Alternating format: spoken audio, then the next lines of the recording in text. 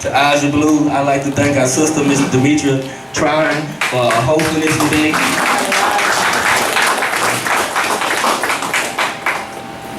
First of all, we're here today honoring a very special man that helped us to get this charter together.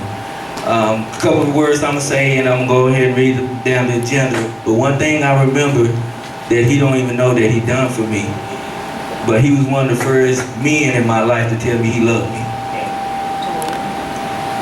And I'm here to say, I can say I love you to all my brothers and my sisters.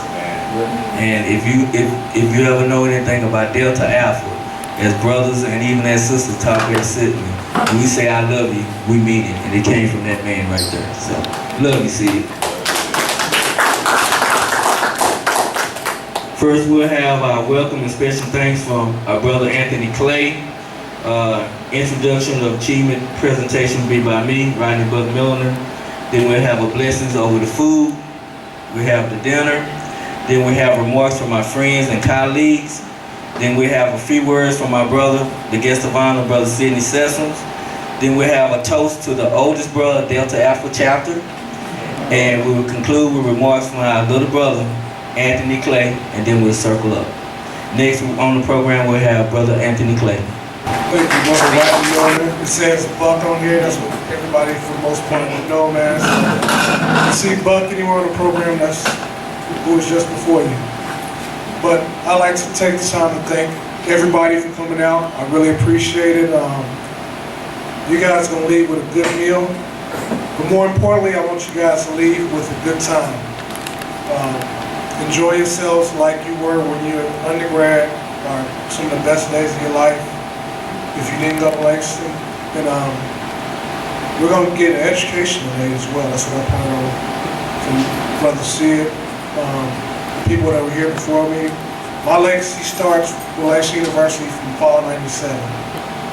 So it'd be really an injustice to talk about Langston University Marching Prime Band, Langston University, Kappa Kappa Psi, any of that, leaving anything else behind which came before us. So that's one of the reasons why I thought I'd take it upon our association to go ahead and do this today, to hopefully bridge the gap and get a start of us realizing that we're one. So hopefully everybody has a great time. That's the best thing. If you have a great time, I would thank Brother Joseph Harris, because a lot of times I'm flying every day. I'm making phone calls. He's the legs on the ground, so really appreciate him. You can thank him. If it goes wrong, you can blame me. Food's good. You can thank my sour Demetria, which I know is going to be good. So if it's horrible, you can blame me. So hopefully you guys have a good time. I'm not going to hold you up too much longer. Brother Milliner, if you come back up, and we can get this going. You guys hungry? We can go ahead and get ready to eat here pretty soon. Thank you. Thank you, Brother Clay.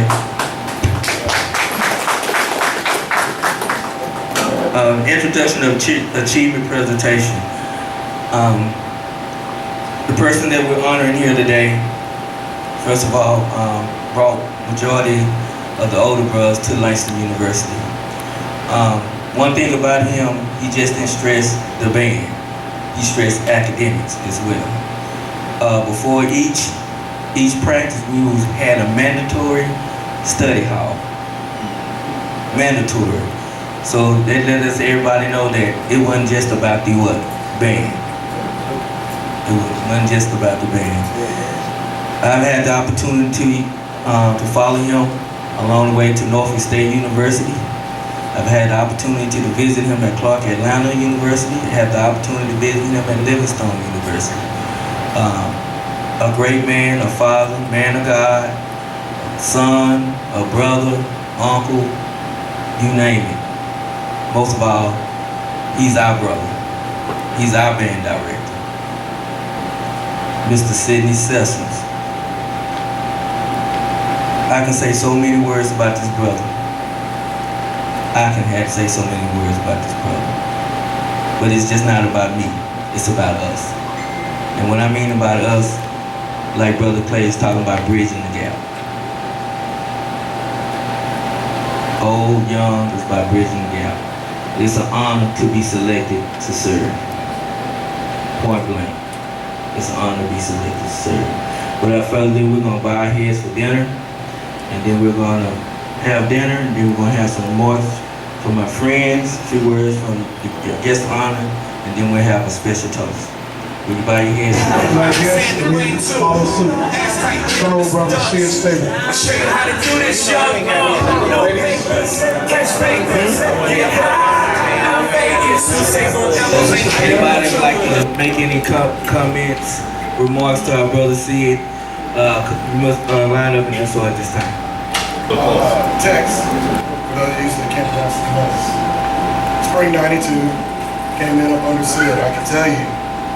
Can you hear me now? Yeah. I can tell you that I came to Langston in need of graduating, in need of getting a degree. And it was Sid and Willard Pitts that pulled me into Langston. When I got there, you know, you hear the stories about a guy walking into a black college and everybody stopping, turning and looking at him.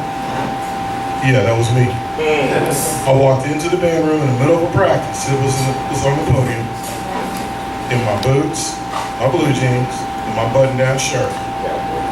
I was late.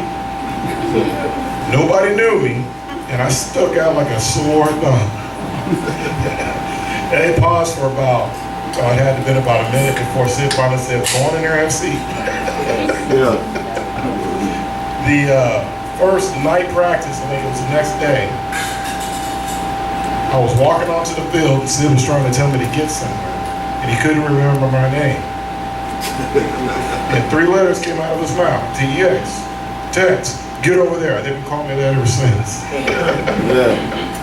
But I can tell you this, you hear stories about the black community and kids going to college and little things that make a change for the better and redirect those kids, those young people. Sid indoctrinated a history of love in his program. It was, you look out for everybody here. And while we were KK Psi and Tau Beta Sigma, before that we were band members. And the purpose of KK Psi and Tau Beta Sigma was to support that band. So when we had barbecues, it wasn't just us. We had 120 other members right there with us. When we did anything, it was always in a holistic manner, including the mandatory study halls, including when the person sitting next to you's grades wasn't where they were supposed to be. He didn't just fuss at them. He looked at you too. That generated a history with us to where it wasn't just him pushing us, we pushed ourselves. So when we look back, you know, the unique things that we see are the important things. You see those graduation levels go up. And you don't realize in the moment how important that really is. Because at that moment, we're not thinking, oh, I'm gonna go on and go to law school, or I'm gonna go on and go to medical school, or I'm gonna go on and become a principal, or do these other things. You're just trying to get through and get a degree. But later on in life, when that opportunity arises, you're not afraid of it. You're not afraid of it. And generally you get a phone call or you get a tap on the shoulder, come on, brother, it's about time, come on, get there. That's happened with us. I can honestly say when you look around the room, you see a lot of success that came from the spark that he lit. So always remember that stuff. I know we show you a lot of love and you know, we tell you we're family, but we love you.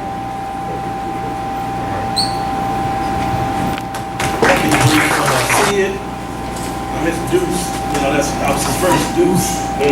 Well, actually his second deuce at the Delta Alpha.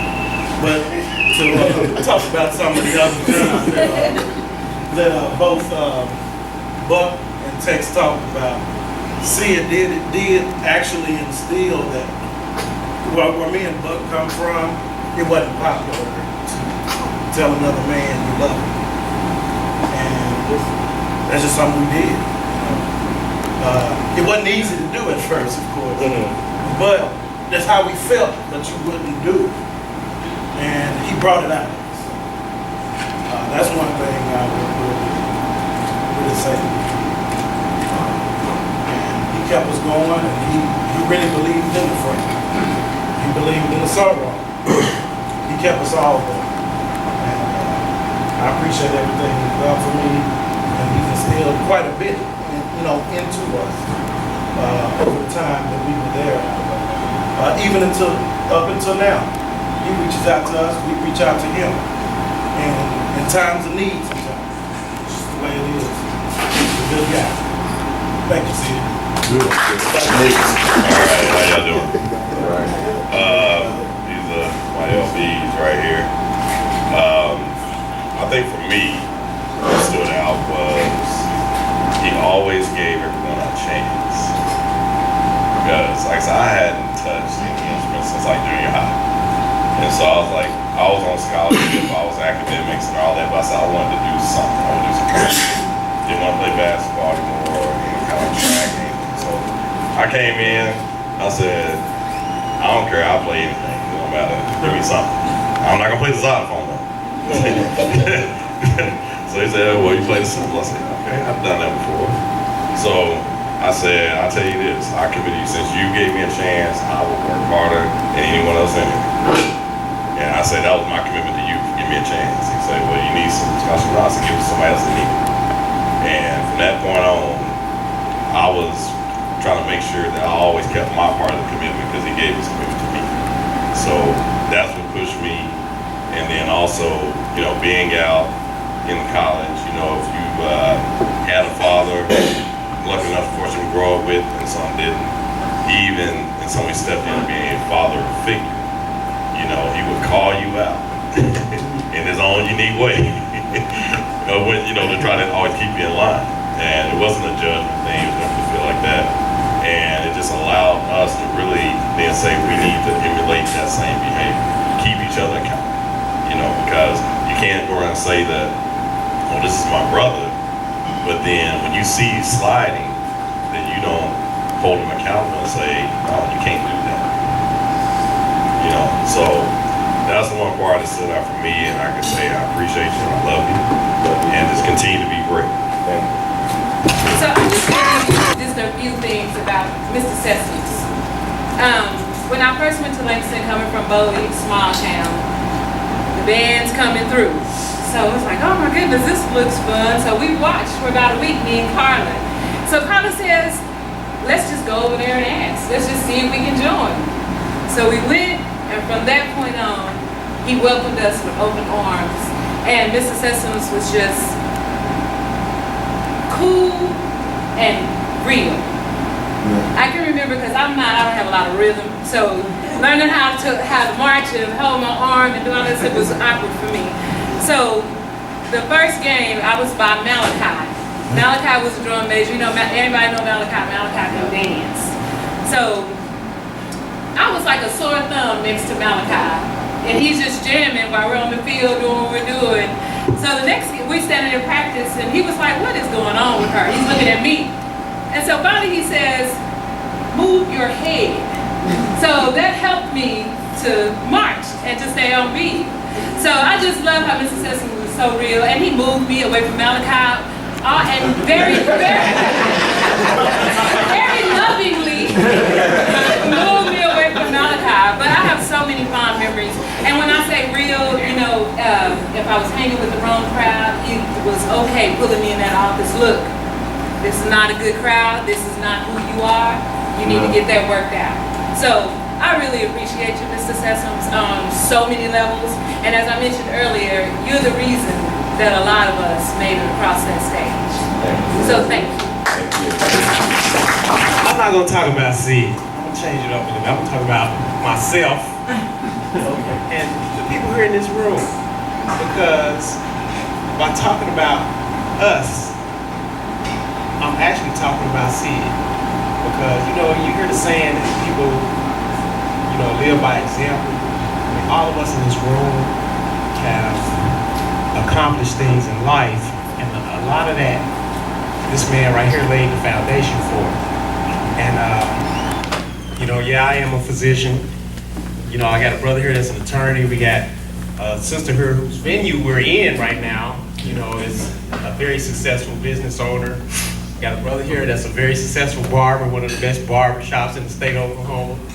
And all of this is, in my opinion, because of this man right here. You know, when you go to college to learn, you know, so you can, you know, hone in your skills and develop yourself and get to a level to where you can have a career and, you know, a family and take care of, you know, your life responsibilities. And this man taught us those, you know, principles at a very early age. And, you know, 18, 19-year-old on the yard in Langston, you know, I came to know Sid because of my brother Malachi. I had no intention on joining the band. Malachi's like, hey man, let's just go over here to the band room and see, check it out. I walked in, this man was standing on stage. He still, to me, looks like he did that very day. Hair still like it was back then. And, but one of the things that really, I guess, changed my life, I remember one band practice, spring of 90. Sid and Sandy came to everyone in the band, and he had a list of names. And he called out these names, and he said, I want y'all to stay at the band practice. Everybody else is dismissed. I looked around the room, and I saw these people that was sitting, and what I realized, these were the leaders of the band. You know, he recognized that and singled us out. You know, these were people who were first, second, third chair, but some of them weren't even first, second, third chair, but they were leaders. And you guys know you can recognize a leader among your peers. A leader stands out. It's not somebody who you have to designate as, yeah, he's a leader. You know it. And the folks that are here in attendance tonight are here in attendance tonight because they're leaders among our organization. I went to a great, fabulous party last night. And a whole lot of brothers at that house are here tonight. And you're gonna find that in every organization that you enter. You're gonna have those who are leaders, and then you're gonna have those who are there just to exist. And this man taught us in this room what the difference is between standing out versus just being a member of the crowd existing. Kappa Kappa Psi was the leaders of the band. Sid taught us, hey, you need to hit those 90s. When I say attention, you need to be still. And you do that and set an example for others to follow. So when we would do it, our peers would do it. And it made our band as a whole much better. And we carry that, you know, today, right now. You know, I don't like to talk about me being a physician. It's not something I brag about. When I introduce myself to people, I want to introduce myself to people as a physician. But, and I know, like, I don't know if you guys know Tex that was up here earlier. How many people knew Tex was an attorney, a lawyer? You know, people here, of course, but people here are, you know, very, you know, well-rounded. We've accomplished great things, and we've been able to do so because we had people in our lives who made the foundation and let us know, as men and women, this is the way you're supposed to conduct yourself. And they led by example. So when I say I don't want to talk about Sid, I want to talk about us, I mean, we are him. And I love you, bruh. Love you too. You know, I wish we could have a lot more time together. And but this is your night, and enjoy your night. Thank you. All right, without further ado, the man of the hour, we're gonna bring up our brother, Sidney Sessoms.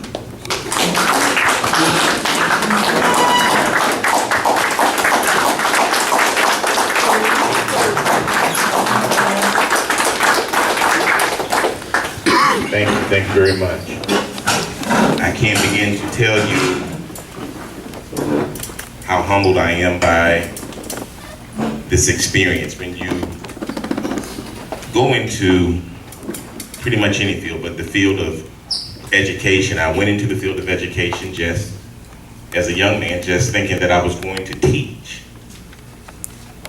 I never thought about the fact that teachers mold lives. And I'm very, very thankful this evening for the opportunity that God has given me to mold and shape some lives over the last 35 years. You guys have said a lot of wonderful things about me, and I thank you. But you don't realize it was you who helped to mold me. A lot of you don't know I pastor a church, and I'm very, very honest. Demetria says that I'm real. I do keep it real. I keep it real in the pulpit. And the Bible says that we overcome the devil by the blood of the Lamb and by the word of our testimony. And God has allowed me over the years, especially as I've been in the ministry, to share my testimony. It's not something that I'm necessarily always proud of. But the Bible also says that all things work together for the good. So in keeping it real, anyone that knows me and knows of my experiences at Langston University knows that they weren't always good ones. I made a lot of mistakes. A lot of mistakes. Although we did a lot of good things with the band, I did a lot of personal things that I'm definitely not proud of. But the one thing that got me through it, and I hear everyone talking about this on this evening, is the word love. When I was dirty, down in the muck and mire of doing any and everything that I was big enough to do during that time. You have to understand, I started teaching college at the age of 23. By the time I got to Langston, I was about 27. So I was only about 5, 6, 7 years older than most of my students. And I was buck wild. I would drink that white liquor and start a fight in an empty room.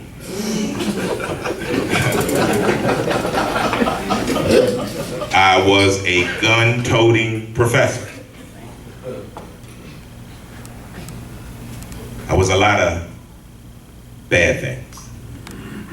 But it was the love that these students shared with me that got me over into a point that God could use me the way he uses me today. I came here to say when they offered me this opportunity, I had some things to say, because over the years, between the time that I left Langston and today, there's been some change in directorships with the band program. A lot of things have happened within the fraternity and sorority, some good, some bad. And again, in keeping it real, there have been a lot of things that have been said, and a lot of it is not true.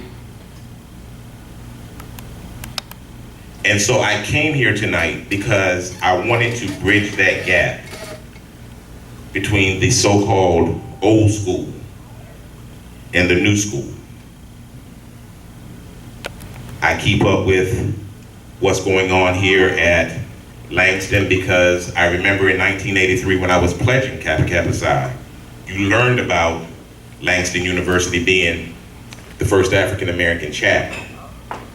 And for me to have the opportunity to serve as a band director here was just an awesome, awesome experience for me. But a lot of things have happened between the time that I left and today.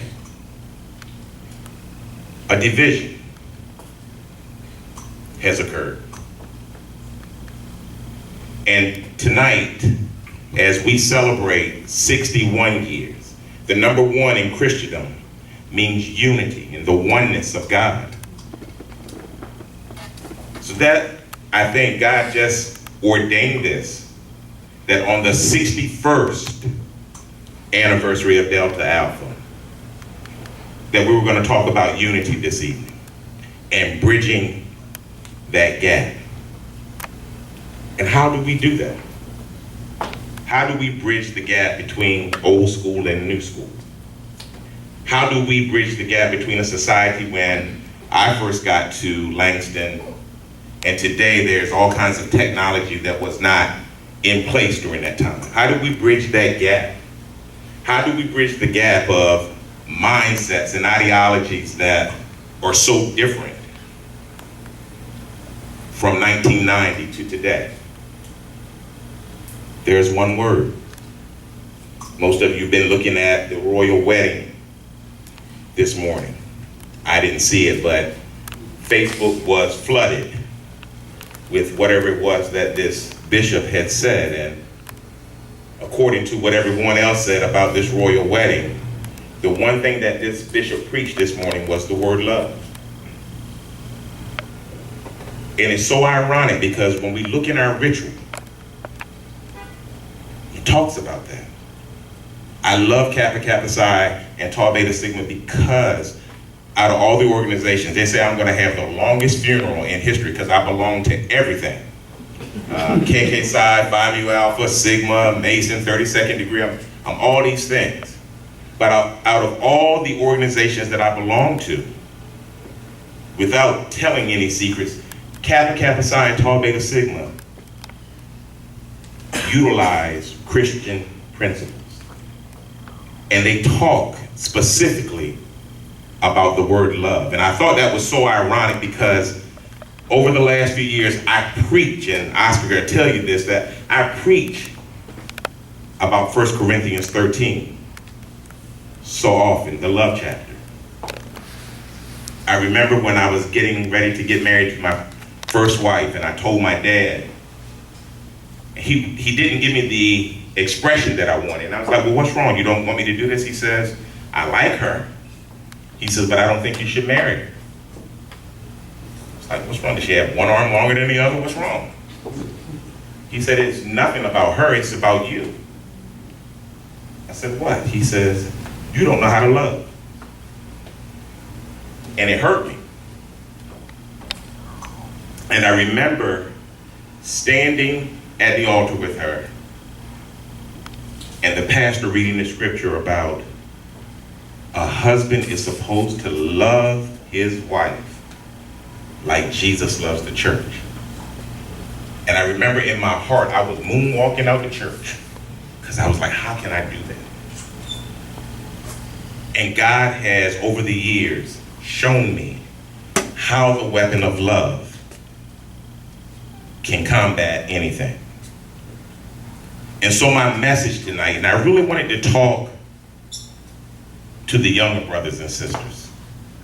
But the one thing that I've learned, especially since getting into ministry, that is that God will put in place the people that need to hear his message.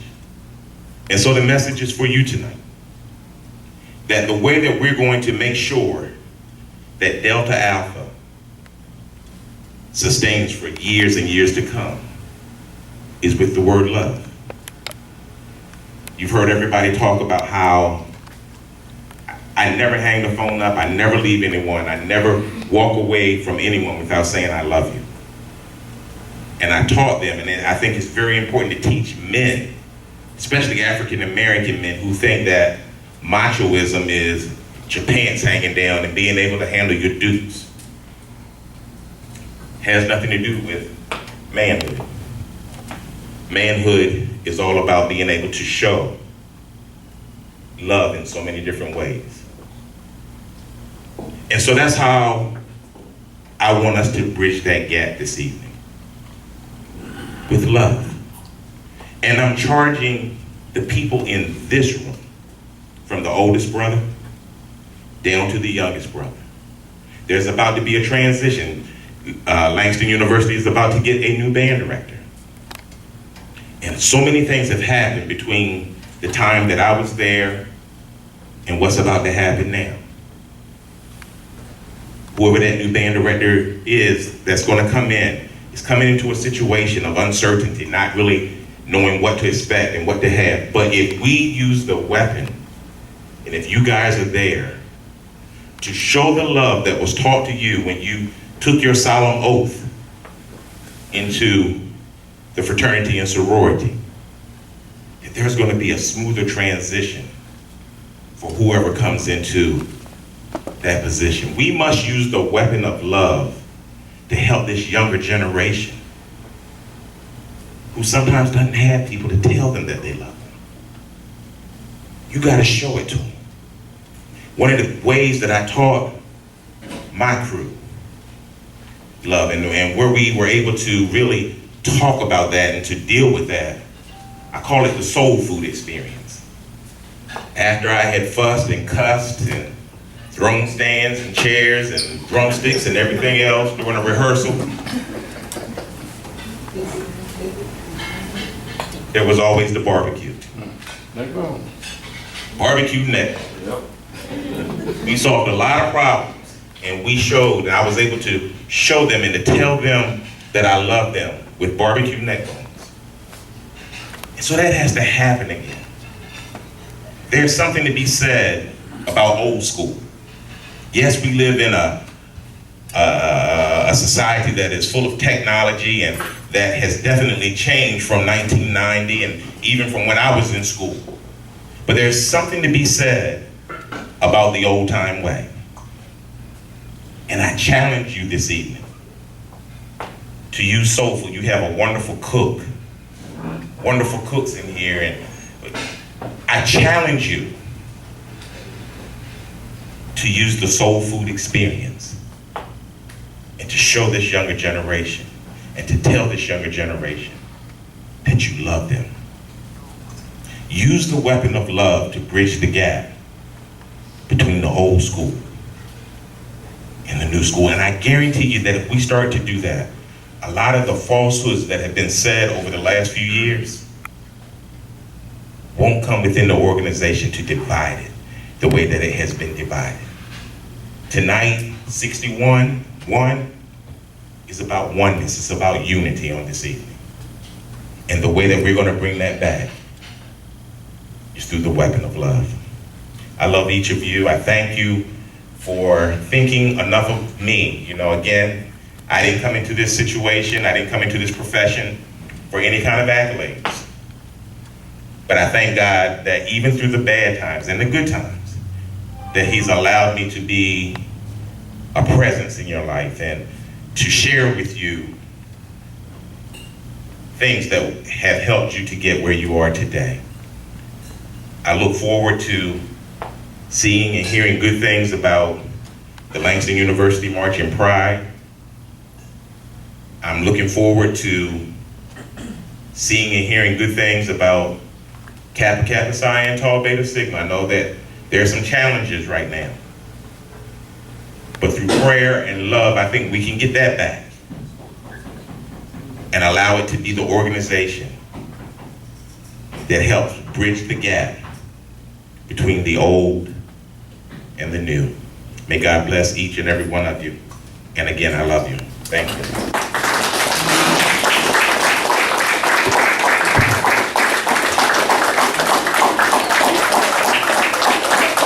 Thank you, Brother Sessoms, for that powerful message. It's always been taught that love conquers all. Right. Love conquers all. At this time, we're going to ask you to come forward and Brother Anthony Clay as a special presentation.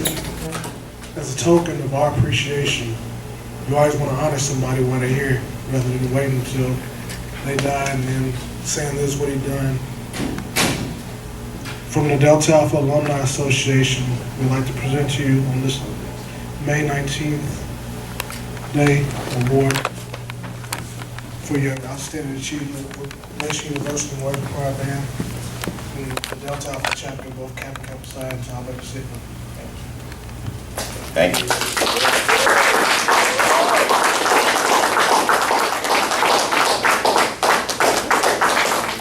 A couple special guests. One of the oldest brothers here from Delta Alpha, Dr. Braggs, and also Mr. Fred Hammond, who was in over Langston University, marching pride, I believe from 83 to 88. And from 83 to 88, then it goes to Blake Gaines, then it goes to Dr. Sessoms, to Mr. Jackson, and then to Mr. Easter, and then we don't know who next, but just want to say thank both of y'all for being here today. And we're gonna ask if we can have words from the both of you. First, we're gonna have the toast from the oldest brother here, Dr. Braggs. I was at Langston in 1966 through 70. My band director was John Worthington. We were marching 101 then. We had weekly competitions to see who could march because we only had 100 uniforms. 101 uniforms. So, as far as a toast, Delta Alpha, at the time that I was initiated, was still reasonably new. I didn't really know a lot about it, but over the years, I've been very proud of my experience as a member of the band, and it is not only a fraternity, but a family to itself. And so I would propose a toast to all of us who are together today and are really one, as Mr. Sessions has shared with us. So here's to another successful 61 years for our chapter. Here.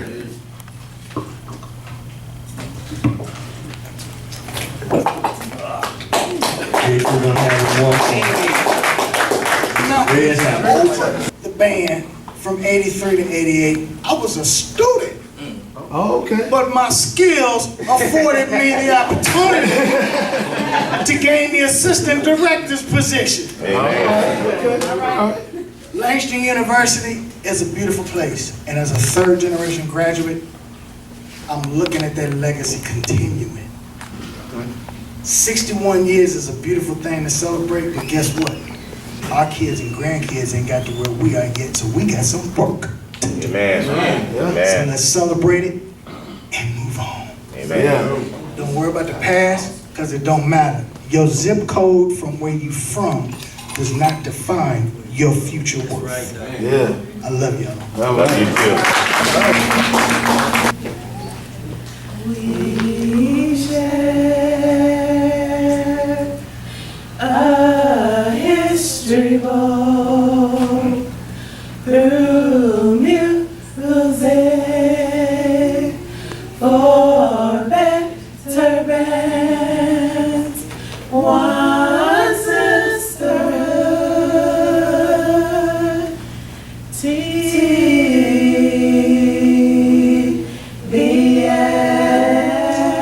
there's no bond like us.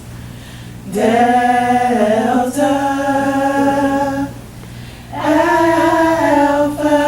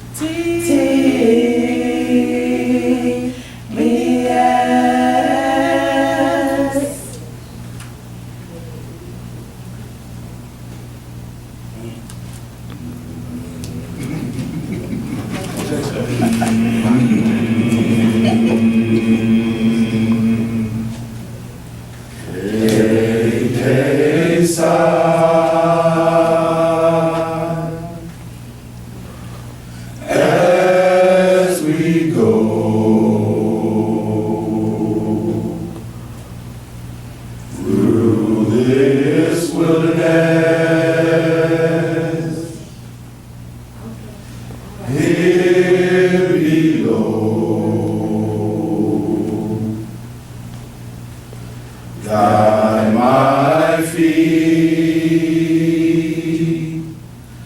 through peaceful life.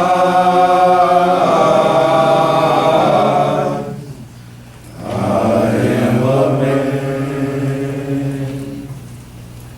of KK side. I do not know how long 'twill be, nor what the future holds for me. But this I know, if I must die, I am a man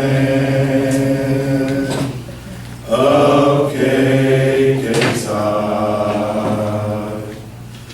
I do not know how long 'twill be, nor what the future holds for me. But this I know, if I must die, I am a man of KK side.